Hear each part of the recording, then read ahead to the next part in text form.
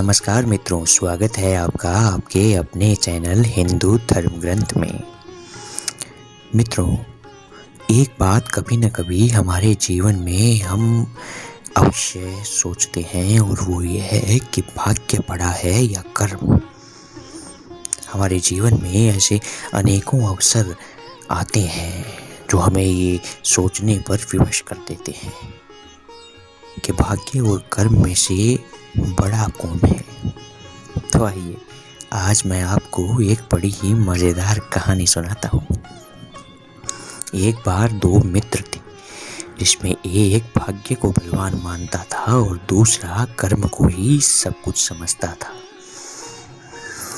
एक दिन दोनों में इसी बात पर झगड़ा होने लगा। एक भाग्य की दुहाई देने लगा और दूसरा कर्म के बखान करने लगा। एक ने कहा कि कृष्ण ने कहा है, भाग्यम फलति सर्वत्र न च विद्या न च पौरुषम, कि हर जगह भाग्य ही साथ देता है, न विद्या काम आती है न पुरुषार्थ। तो दूसरे ने भी रामायण की चौपाई गुनगुनाई और कहा, कर्म प्रधान विश्व करी राखा, जो जस करही तो तस फल चाखा। दोनों में वाद विवाद बढ़ने लगा। उसी ओर से राजा के कुछ सैनिक जा रहे थे। उन्होंने झगड़े का कारण पूछा। जब उन्होंने कारण बताया तो सैनिक भी अपना सर खुजाने लगे। फिर कुछ सोचकर सैनिकों ने कहा कि तुम दोनों को हम राजा के पास लेकर चलेंगे। और सैनिक उन दोनों को राजा के पास लेकर गए। राजा के सामने जब यह मुद्दा रखा गया तो राजा भी कुछ सोचने लगा। राजा ने अपने मंत्री से विचार विमर्श किया। मंत्री कुछ समझदार प्रतीत होते थे। उन्होंने राजा के कान में कुछ कहा। राजा के अधरों पर मंद मंद मुस्कुराहट आने लगी। राजा ने कहा कि इसका फैसला हम कल प्रातःकाल देंगे, तब तक इन दोनों को काल कोठरी में बंद कर दिया जाए। जो कर्म को मानता था वह बड़ा ही घबराने लगा और जो भाग्य को मानता था उसके तो जैसे कोई फर्क ही नहीं पड़ा। दोनों को काल कोठरी में बंद कर दिया गया। अब भाग्य को मानने वाला भाग्य के भरोसे एक कोना पकड़कर सो गया कि जो होगा वो देखा जाएगा, होने को कौन टाल सकता है भला। लेकिन जो कर्म को मानता था उससे बैठा ना गया। उसने सोचा कि कुछ तो करना ही पड़ेगा।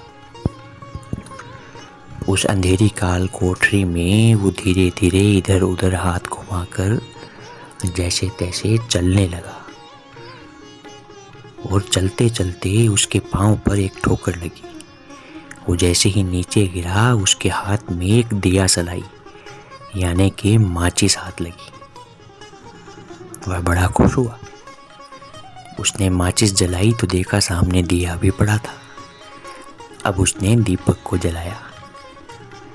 दीपक को जलाते ही उस काल कोठरी में चारों ओर रोशनी व्याप्त हो गई। तब उसने देखा वहां बहुत सा सामान पड़ा था और उसमें खाने पीने का सामान भी था। उसने आटा गूंथा, रोटी बनाई, बड़े ही आराम से भोजन किया। फिर भी कुछ रोटियां शेष बच गई। उसे अपने मित्र पर दया आ गई। सोचा भूखा सो रहा है, उसे भी 2-3 रोटियां दे दी। वह भी रोटी खाकर और फिर दोनों सो गए। सुबह जब राज दरबार में दोनों को उपस्थित किया गया, राजा ने ऐलान किया कि अब मुझे फैसला सुनाने की जरूरत नहीं है। उचित और अनुचित क्या है वो ये दोनों स्वयं ही बताएंगे। और राजा मुस्कुराने लगा। अब जो कर्म को मानता था वह भी राजा की ओर देखकर मुस्कुराने लगा।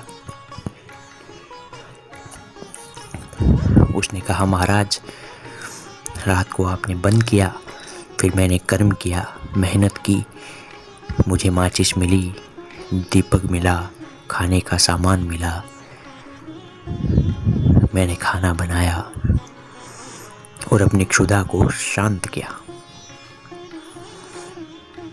अब सभी समझ चुके थे कि आखिरकार कर्म ही विजयी हुआ। सभी तालियां बजाने ही वाले थे कि राजा ने भाग्य वाले की ओर देखा और कहा, अब तुम कुछ कहना चाहते हो? अब भाग्य वाला भी मुस्कुराने लगा। उसने कहा, हाँ महाराज, आखिरकार विजय तो भाग्य की हुई। सब आश्चर्यचकित हुए। कहा, ऐसा कैसे?